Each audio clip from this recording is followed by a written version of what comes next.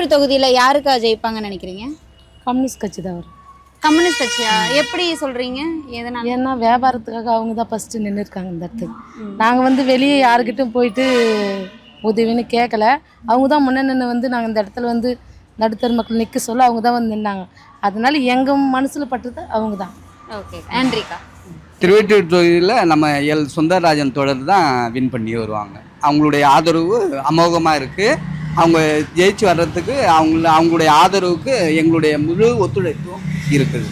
அவங்களுடைய ஒத்துழைப்புக்கு எங்களுடைய ஆதரவு மிக முக்கியமாக. நாங்கள் ஆதரவு கொடுத்து அவங்க தேர்ந்தெடுக்கப்பட வாய்ப்பு பெரும்பாலும் பெரிய ஒளிமயமான எதிர்காலமும் இருக்குது.